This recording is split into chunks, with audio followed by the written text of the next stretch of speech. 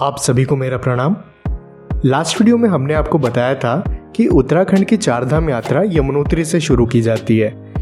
इसके लिए आपको हरिद्वार पहुंचना होगा। सारे बड़े शहरों से हरिद्वार की कनेक्टिविटी है, तो हरिद्वार तक आने में आपको कोई परेशानी नहीं होगी। अगर हरिद्वार तक पहुंचने में आप लेट हो गए हैं तो यहाँ रुकने के लिए अच्छे होटल्स आपको रीजनेबल रेट पर मिल जाएंगे। हरिद्वार से यमुनोत्री तक के लिए डायरेक्ट बस मिलना काफ़ी मुश्किल होता है, फिर भी आप बस स्टैंड के बाहर डायरेक्ट बस के लिए पता कर सकते हैं। अगर आपको डायरेक्ट बस नहीं मिल पाती है तो आप बरकोट तक जा सकते हैं। बरकोट से आपको जानकी चट्टी तक के लिए शेयरिंग कैब मिल जाएगी और जानकी चट्टी से यमुनोत्री मंदिर के लिए 5 किलोमीटर की पैदल ट्रैकिंग करना पड़ता है। यमुनोत्री के आसपास होटल्स आपको बहुत ज़्यादा कॉस्टली मिलेंगे, इसलिए बरकोट में स्टे करना ज़्यादा ठीक रहेगा। बरकोट में आपको 1500 से 2000 रुपये तक के रूम्स इजीली मिल जाएंगे। यहाँ से यमुनोत्री मात्र 45 किलोमीटर की दूरी पर है। यमुनोत्री की पूरी यात्रा में लगभग कितना खर्चा आएगा, इसकी डिटेल्स हम आपको वीडियो के एंड में दे देंगे। अगर आप चारों धामों की या किसी भी धाम की यात्रा करना चाहते हैं तो आपको रजिस्ट्रेशन करना ज़रूरी है। वेबसाइट के लिंक मैं आपको डिस्क्रिप्शन में दे दूंगा। जब भी आप उत्तराखंड आएं तो रजिस्ट्रेशन पहले ही कर लें। जानकी चट्टी से यमुनोत्री धाम की 5 किलोमीटर की पैदल यात्रा शुरू होती है।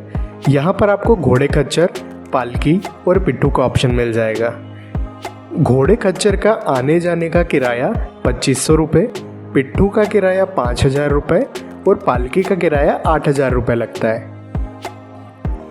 ये किराया भीड़ के हिसाब से चेंज होता रहता है। जैसे 2 साल या 3 साल पुरानी बात करें तो केवल 1000 रुपये में काम हो जाता था, परंतु इस बार भीड़ काफ़ी ज़्यादा थी, इसलिए रेट काफ़ी ज़्यादा बढ़ चुके हैं। अगर शारीरिक रूप से आप स्वस्थ हैं तो पैदल यात्रा करना ही एडवाइजेबल है। कोशिश करें कि सुबह जितनी जल्दी हो सके यात्रा की शुरुआत कर दें, ताकि दर्शन करके आप जल्दी लौट पाएँ और गंगोत्री के लिए रवाना हो जाएं। 5 किलोमीटर की इस पैदल यात्रा में आपको 3 से 4 घंटे का समय लगता है, क्योंकि पैदल मार्ग काफ़ी सकरा है और घोड़े, पालकी, कीचड़ की वजह से काफ़ी जाम लग जाता है। तो यात्रा की इन कठिनाइयों को अगर हम लोग साइड में रखें तो ये ट्रैकिंग काफ़ी खूबसूरत है। प्राकृतिक नज़ारे और माता के जयकारे आपका मन छू लेंगे। यमुनोत्री धाम के प्रांगण में पहुंचते ही तप्त कुंड आता है, जहां पर गर्म पानी का स्रोत है और भक्तगण यहाँ पर नहाने के बाद में माता जी के दर्शन करते हैं।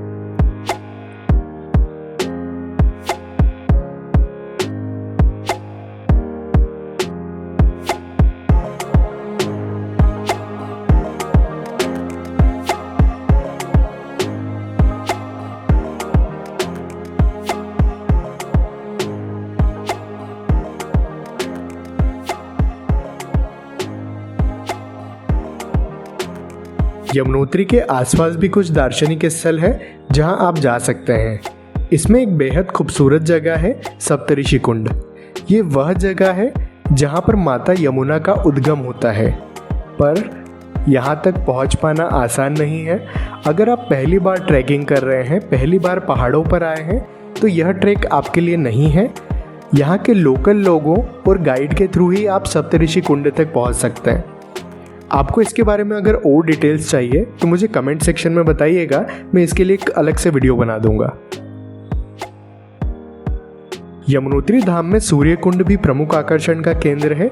इस कुंड में पानी का टेम्परेचर इतना ज़्यादा होता है कि भक्तगण इसमें चावल पकाकर प्रसाद के रूप में ग्रहण करते हैं। पुराने समय में जब यात्रा में 3 से 4 महीने का समय लगता था, इतनी ज़्यादा सुविधाएं नहीं थी। उस समय में इस सूर्य कुंड में जो भक्तगण हैं वो चावल पकाकर नमक और शक्कर मिलाकर भोजन के रूप में खाया करते थे। इस तरह आप माँ यमुना के दर्शन करके लगभग 2 घंटे में फिर से जानकी चट्टी पहुँच सकते हैं और यहाँ से आगे हरिद्वार के लिए या फिर गंगोत्री के लिए प्रस्थान कर सकते हैं। अब बात करते हैं यमुनोत्री धाम की यात्रा में होने वाले खर्च की और प्लानिंग की। अगर आप केवल यमुनोत्री धाम की यात्रा करना चाहते हैं तो यात्रा का पहला दिन आपका हरिद्वार से शुरू होता है। आपको पहले दिन हरिद्वार से बरकोट सुबह जल्दी निकलना होगा। कोशिश करिएगा कि सुबह 6 से 7 बजे आप बरकोट के लिए रवाना हो जाएं। जैसे ही आप बरकोट पहुंचते हैं आपको पहले दिन यहीं पर स्टे करना है, क्योंकि बरकोट में जानकी चट्टी की अपेक्षा यहाँ पर होटल्स ज़्यादा अच्छे और कम कीमत में आपको मिल जाएंगे। यात्रा के दूसरे दिन बरकोट से यमुनोत्री की यात्रा करनी है।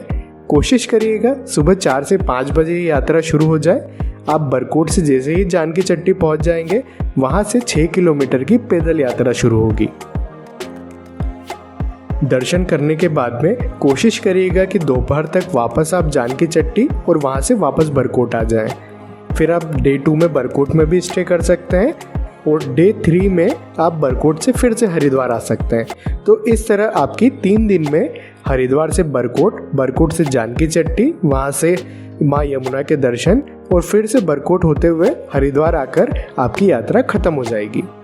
नॉर्मली सभी श्रद्धालु यमुनोत्री के साथ साथ गंगोत्री के भी दर्शन करते हैं। तो उस कंडीशन में आपका जो सेकेंड डे होता है, दर्शन करने के बाद में आप सीधे जानकी चट्टी आएंगे। वहाँ से आप उत्तरकाशी के लिए निकल जाइए और आप उत्तरकाशी में स्टे कीजिएगा। वहाँ से फिर गंगोत्री के लिए आप रवाना हो सकते हैं।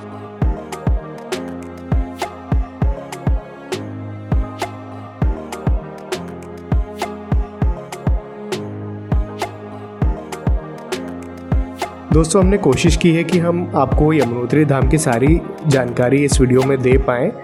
अगर फिर भी आपकी कोई क्वेरी है तो आप हमसे कमेंट करके पूछ सकते हैं।